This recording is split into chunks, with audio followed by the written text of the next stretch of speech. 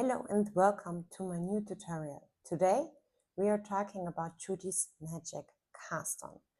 Judy's Magic Cast-On is perfect in every project where you don't want to see a cast-on line, because you produce a cast-on that will just look like fabric. So you use it, for example, when you knit a sock toe up. Then you can cast on with Judy's Magic Cast-On, and it just looks like the fabric wraps around your toes and not with any visible line of the cast-on there. So let's show you.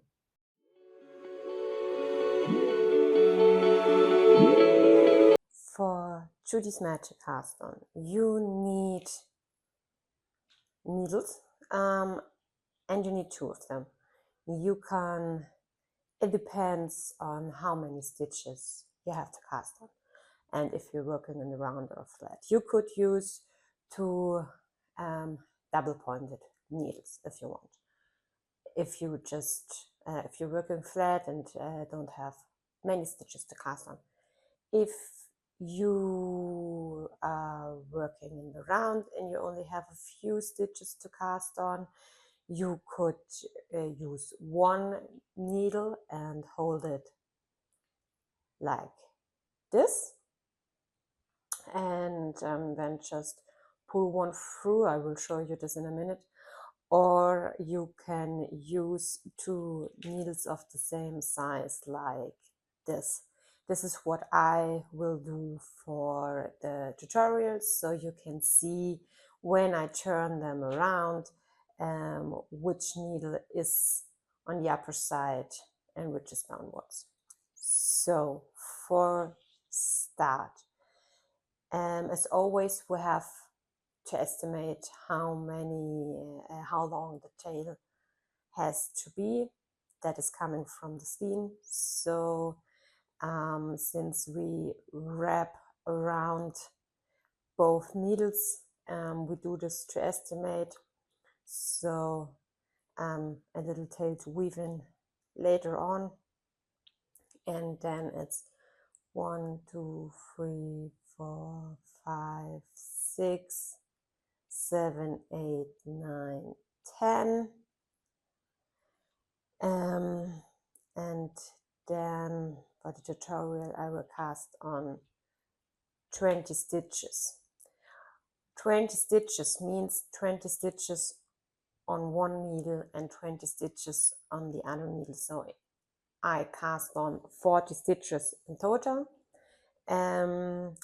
but I need it to be 20 stitches wide, and then I go in both directions. That's actually what the Judy's Magic Cast-On is for, that you can knit later on in both directions, and you will not see where the casting on line is, but we will see this in a minute. So to cast on, you have your tail of yarn going downwards and your skein of yarn here on the upper side. Then you have 1 needle on top and 1 needle below. So what we're doing now is just laying the yarn over the upper needle,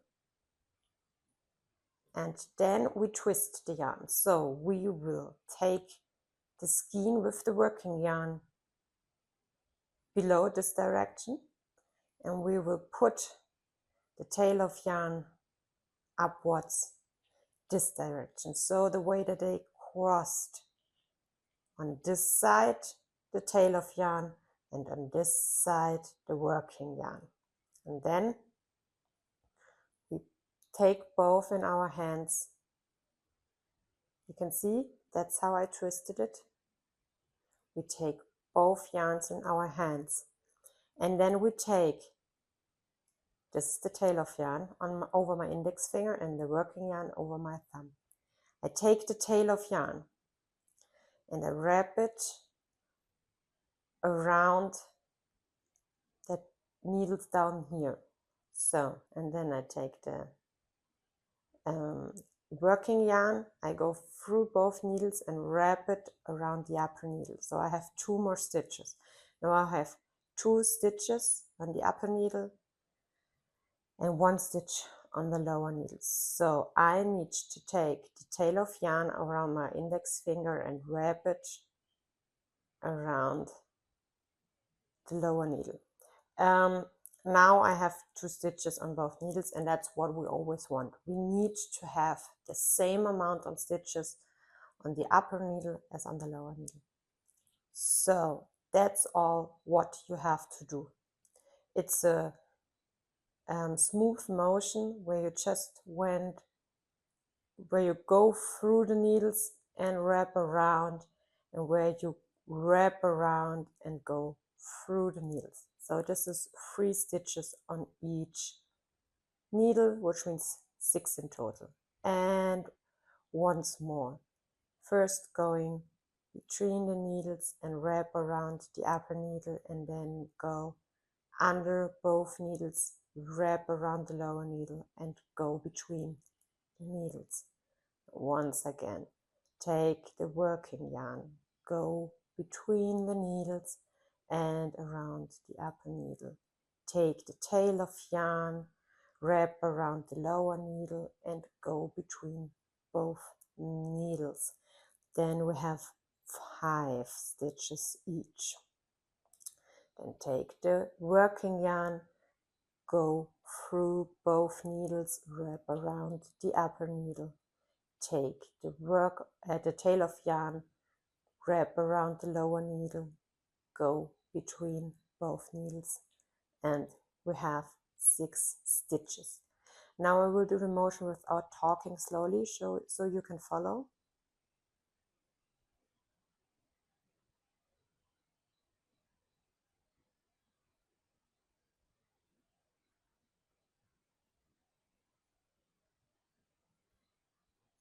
As you can see, sometimes it's hard with just one hand to go between the needles, especially when the lower needle slips a bit downwards. So now I have 2, 4, 6, 8 on each needle. I wanted to have 20, so a few more stitches.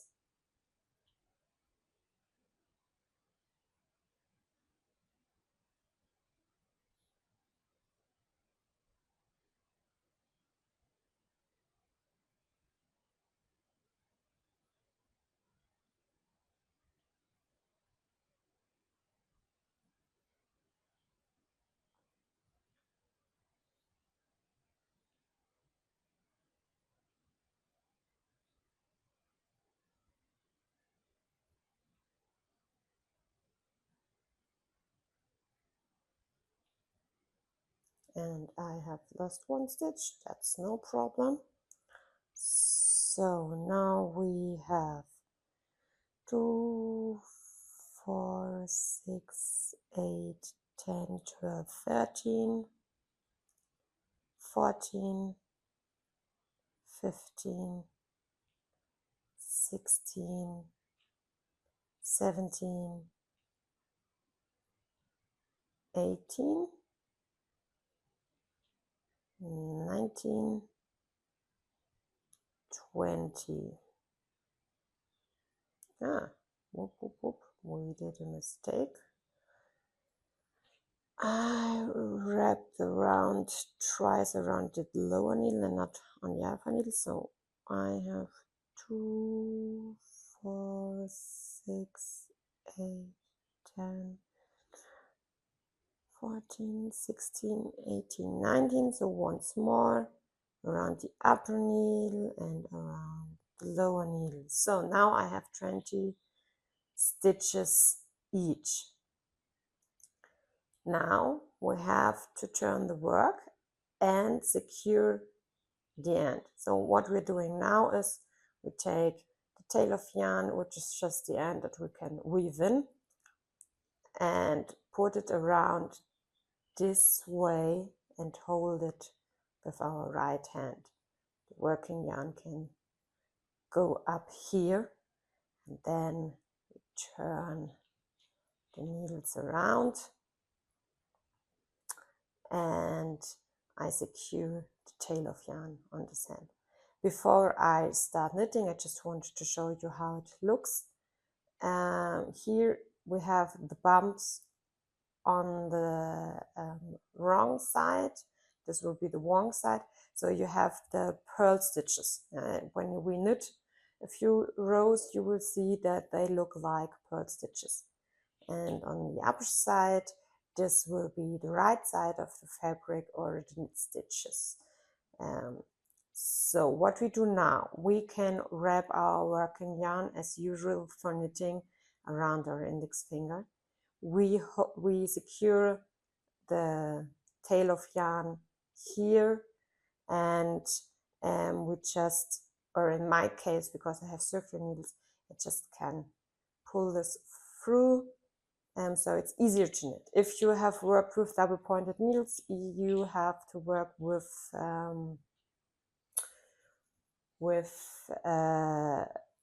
this a little bit tighter. That's why I prefer to do it on circular needles.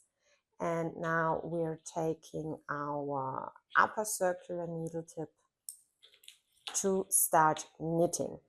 If you have used both needle tips of one circular needle, that's no problem. You can use just the pulled out needle tip to start knitting.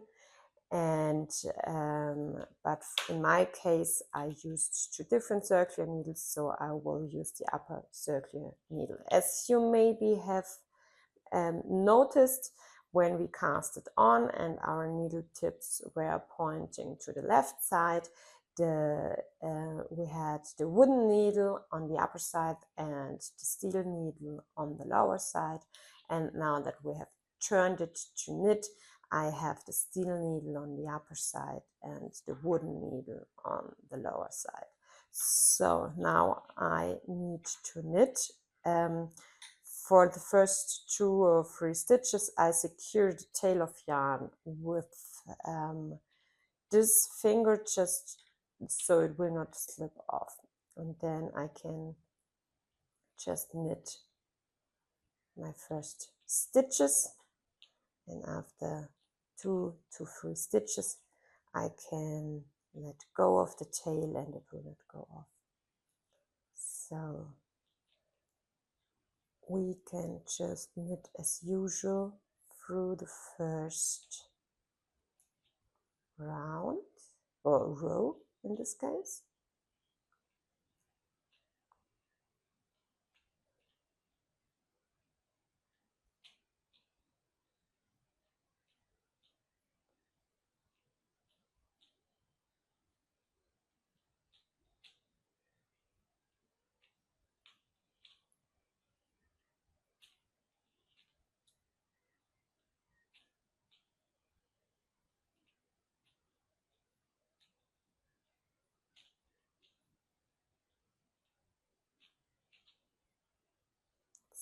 So then we turn our work and I will just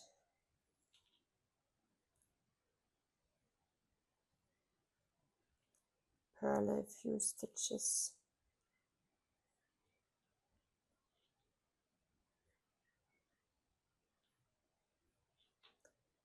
So now I will knit a few rows and then I'll meet you again so I can show you what it looks like.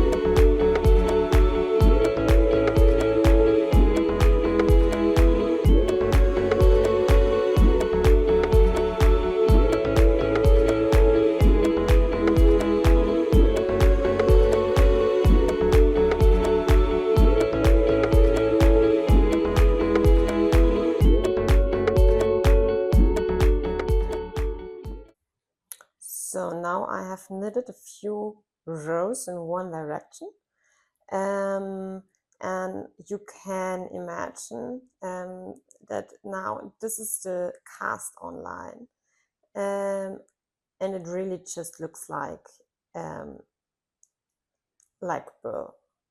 pearl bumps, and here it's the right side.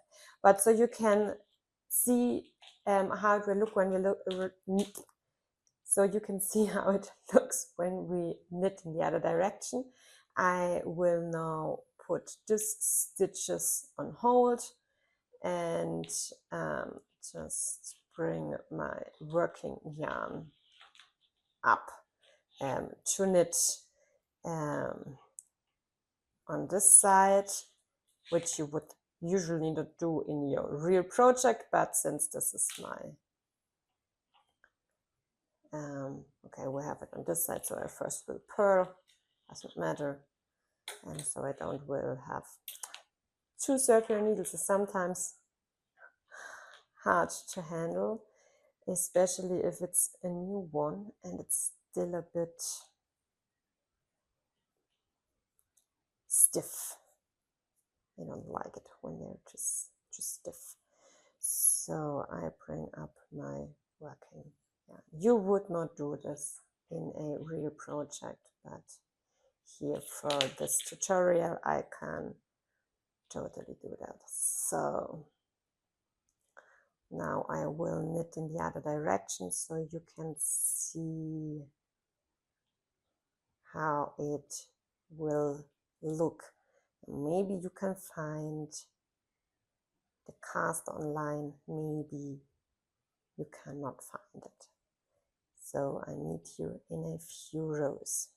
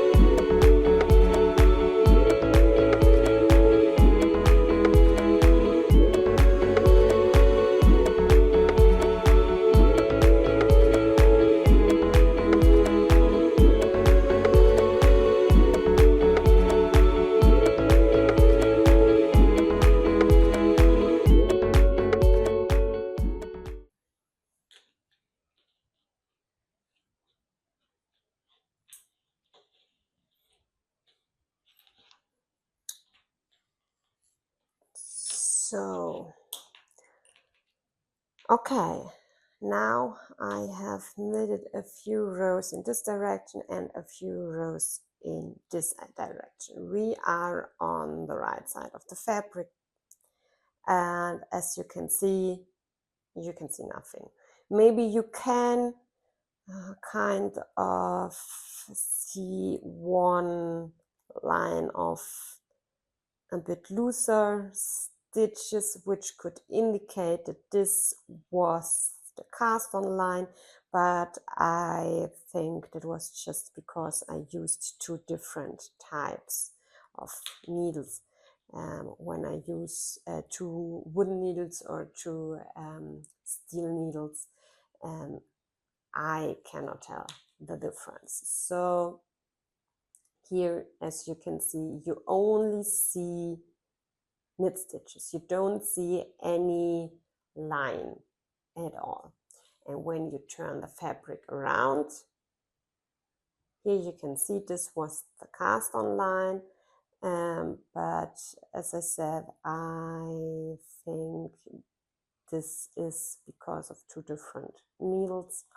So yes, you can guess that there is the casting online. It belongs to tension. Otherwise, you could not tell because you just have pearl stitches in the back. You cannot tell any difference between the cast on line and the rest of the stitches. So that's how the Judy's Magic cast on works, and that's what Judy's Magic cast on is for, that you have a cast on that is not visible at all. So you can use it for some sock knitting. If you knit your toe up and you don't want a line on your toes, then you can start with Judy's Magic cast on. It's the same what you achieve when you knit a sock top down from top to toe. Then you use the Kitchener stitch to sew it together, and then it will look like just fabric wrapping around, and that's the same with Judy's Magic cast on. You cannot tell where the cast on line is, and so you just have fabric that's wrapping around. And I use it in many garments on the shoulder when I don't want that you can see where the cast on line is. And that's it for today. And that's it. That's all you have to know for Judy's Magic cast on. If you liked that video, please hit the like button and don't forget to subscribe. See you next time. Happy knitting!